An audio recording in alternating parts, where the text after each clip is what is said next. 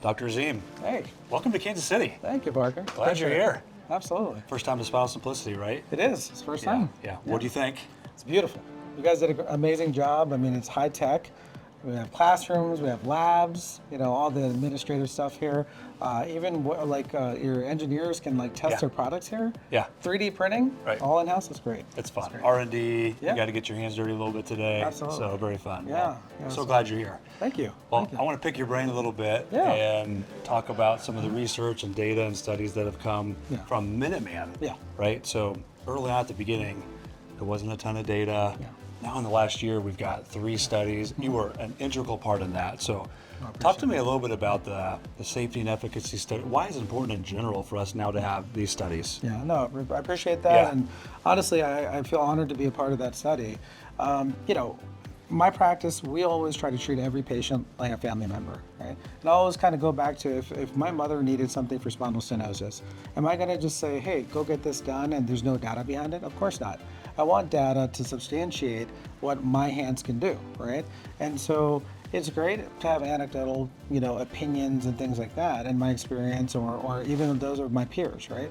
But when you start getting into clinical studies and you standardize it and you have a larger subset of patients, it really is powerful, and it's a powerful tool where you can talk to your patients about, hey, look, there's these studies that substantiate this procedure, and so we know that it's going to work for you because of this. It's been tried and tested, right?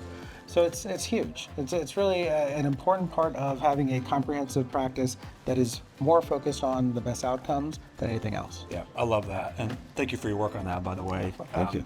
We feel good about the partnership with you and the other doctors who have been in these studies, and it's been a great year for clinicals. No, I couldn't agree more. And you're talking about safety and efficacy data. I mean, we had about 200 patients in that study, right? And we saw about 51% improvement in VAS scores. So that's pretty significant, and that's a significant amount of patients. When you're talking about the fusion study, almost 50 patients where we had 93% 93%. fusion rate. That's unheard of, Yeah. right? And So, all comers in that study too, right? all comers, Yep. right? And 15 months out. So, I mean, that's great data. It really is. And it makes me feel good that when I'm telling patients, hey, this is a interspinous fusion, that it's going to fuse. Right. Exactly, right? Right? It fuses. It fuses. Imagine that. Right? I love that. So good. Yeah. So let's switch gears a little bit and talk about ASPN. I know some work that you've done really recently on the ASPN guidelines for SI joint fusion that just came out. Why is it important for society meetings like that to get together with doctors and talk about, okay, how can we put guidelines together to help some of these interventional pain doctors when they're thinking about their algorithms? Talk a little bit about that recent one. Sure, and I'm honored to be a part of ASPN in the first place, just as a member, but also with leadership and helping to lead some of these guidelines.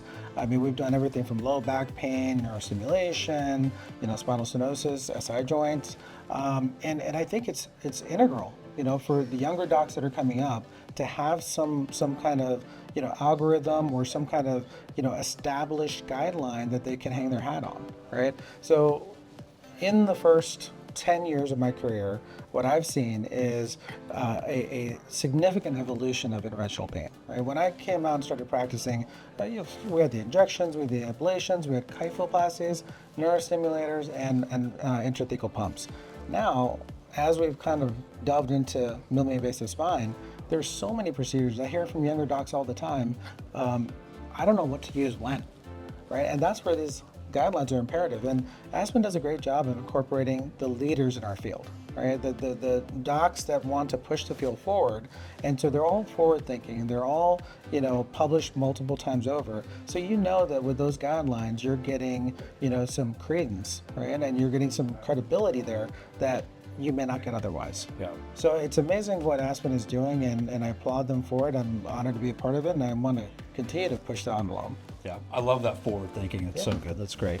Absolutely. And I know there's a collaboration meeting coming up soon between spine and pain physicians. So maybe talk a little about that. I think it's in October, right? Correct. Yeah. So October in Nashville of 2024, we're going to be meeting. There's going to be a fellows component, there's going to be an APP component, and then there's going to be a collaborative session where we're going to get docs from surgery, from interventional radiology, interventional pain, neurology, everyone together. And we want to really have really robust conversations about how we can continue to work together to have the best outcomes for our patients. Yeah, that's what I love about that meeting is it's patient focused. That you guys are thinking, how can we work together to have the best experience for the patient, to make sure we're thinking about them first. So That's it. I love that. That's what it's about. Yeah.